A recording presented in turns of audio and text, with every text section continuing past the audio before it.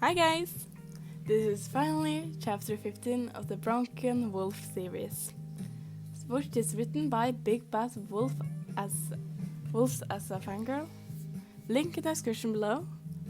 And sorry for taking a while to read the next chapters of series. School has been all over the place. It's been kind of stressful, but thank you guys for being patient with me. And yeah, let's begin. Chapter 15. Bakugo Katsuki ex-wolf listener. You could feel the tension rise as Bakugo stared down Deku, your heartbeat racing as he waited. The boy kept on muttering about little things that would lead to conclusions someone else was in here.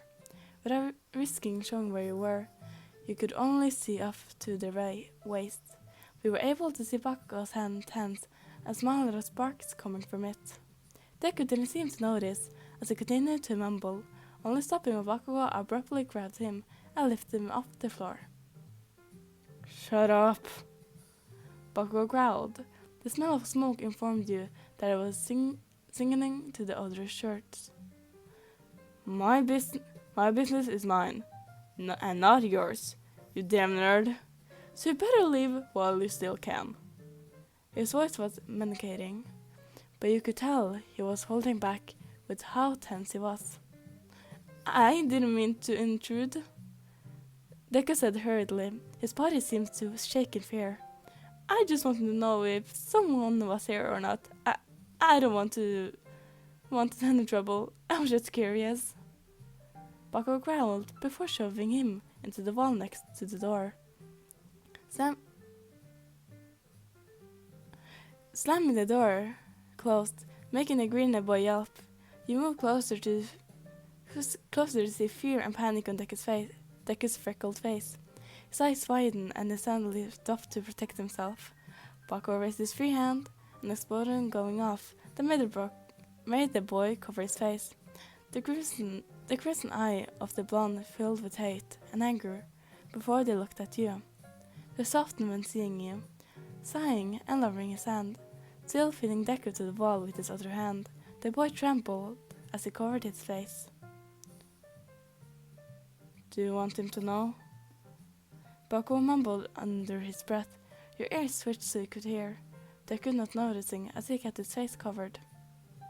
You nodded your head, not wanting to find out what will happen if you say no. Bakugo sighing again before letting off Deku.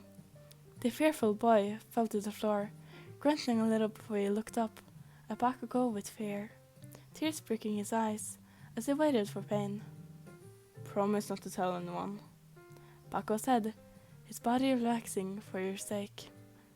What? Deku asked, confused if he heard that right or not.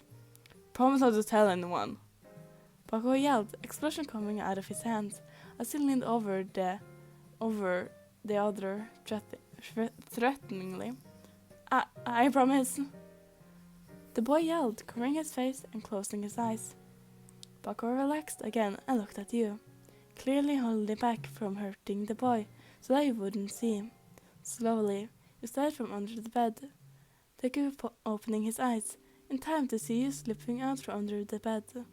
His arms stayed up as he watched you, his mouth open slightly, his body relaxing, eyes widened. You walked up to Bakugo and sat next to him, Deku now looking away from you, making you a little uncomfortable. A hand scratched behind your ears and you relaxed, looking up at Bakugo, her tail thumped on the floor softly behind you. This is YN. She's been here for about a month, Bakugo said, his voice calm, his eyes trained on you as he talked. Only half the class know about her, and she's still not okay with all of them in one room. Just up to 5 before she gets anxious. She's been through a lot, so putting her through too much isn't a good idea. You've been hiding a wolf? Deku asked, his arms still raised, but were not to his chest.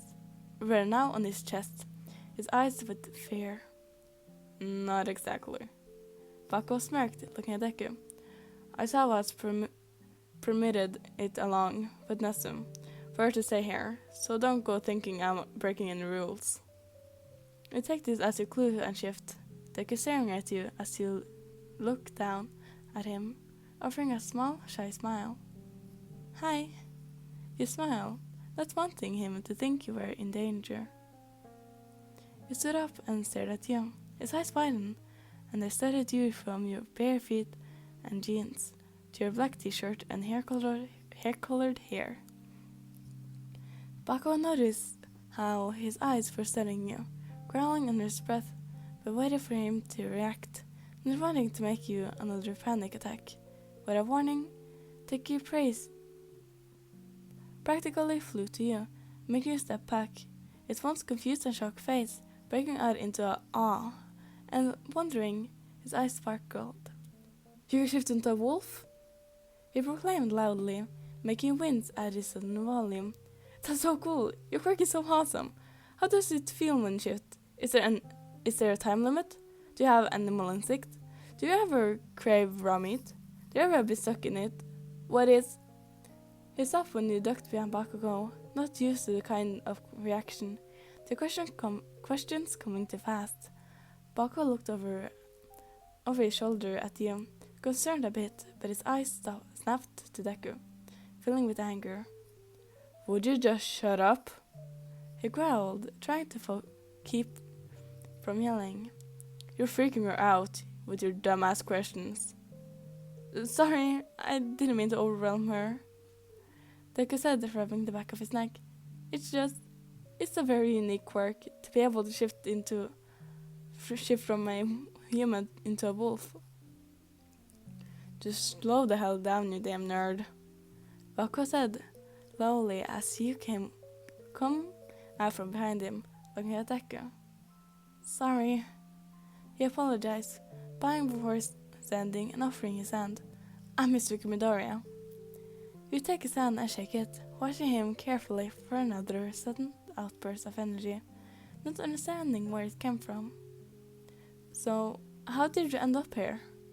He questioned, taking you back a little and looking at the ground with a small and sad smile. Bakugo saved me.